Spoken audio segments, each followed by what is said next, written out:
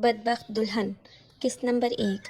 آدھی رات ہو گئی تھی۔ وہ دلہن سجی بن کر اپنے شوہر کا انتظار کر رہی تھی، مگر شادی کی پہلی رات اس کا شوہر اسے نظر انداز کرتے ہوئے صوفے پر بیٹھ کر اپنے جوتے اتارتے ہوئے اس سے کہا، اپنے منہ سے گھونگھٹ خود ہٹا لو، میں آپ کو کسی پردے میں نہیں رکھ سکتا۔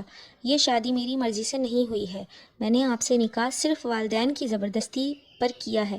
میں کسی اور سے محبت کرتا ہوں اور اس کو میرے گھر والے اپنانا نہیں چاہتے، مگر میں اپنے دل میں اس کے علاوہ کسی کو جگہ نہیں دے سکتا۔ آپ کو کبھی اپنی بیوی تسلیم نہیں کر پاؤں گا، مگر اس گھر میں رہیں، آپ کی مرضی ہے، اگر جانا چاہیں تو آپ کو اجازت ہے۔ یہ کہہ کر وہ کمرے سے باہر چلا گیا۔ دلہن کو اپنے شوہر کی باتوں سے بالکل دکھ نہیں ہوا، کیونکہ وہ زبردستی سے اس رشتے میں باندھ دی گئی تھی۔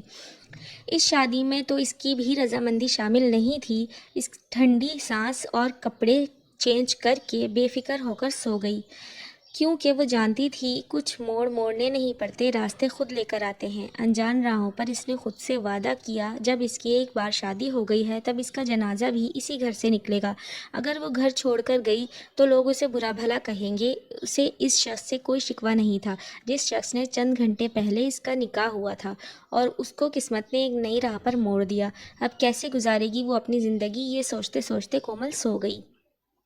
صبح جب آنکھ کھلی تو نماز کا وقت ہو رہا تھا۔ کومل کو ہر روز جلدی اٹھنے کی عادت تھی۔ اس نے پہلے اپنے کمرے میں بے ترتیب رکھے ہوئے اپنے جہیز کے سامان کو دیکھا۔ اسے خیال آیا، اس کی تو کل شادی ہوئی ہے۔ اس نے وضو کیا، نماز پڑھی، اللہ پاک سے بس یہ دعا کی کہ اللہ تعالیٰ میرے حق میں جو بہتر ہے اسے میرے لیے آسان کر دے۔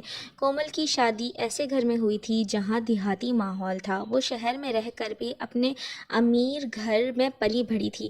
سسرال میں ماحول کافی الگ تھا۔ قسمت اسے یہاں لے کر آئی تھی۔ سوچتے ہی کومل کی آنکھ میں آنسو آ گئے۔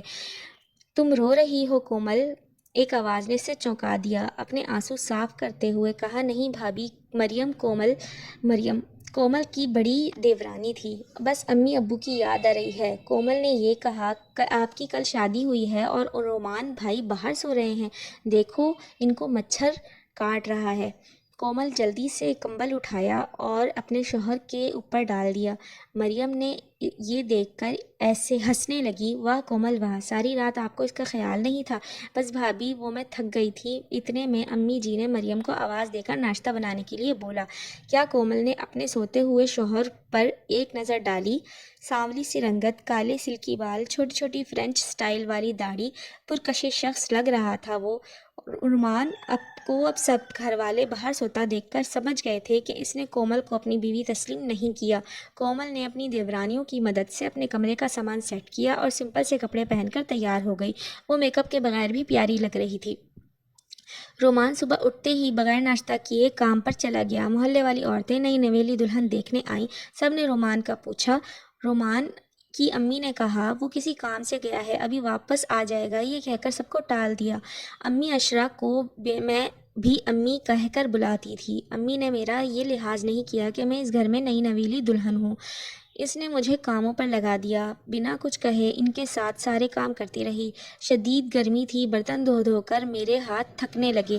میرے ہاتھوں سے وہ مہندی کا رنگ بھی پھیکا پڑنے لگا۔ باجی روبیل، جو کہ دوسرے نمبر والی میری دیورانی تھی، مجھے آنکھوں کے اشارے سے کہتی رہیں، اٹھ جاؤ۔ یہ کرتے ہوئے دن گزر گیا، شام ہو گئی۔ جاری ہے۔ اس کہانی کی مزید قسطیں دیکھنے کے لیے، سننے کے لیے اور پڑھنے کے لیے یہ چینل سبسکرائب کریں۔ شکریہ۔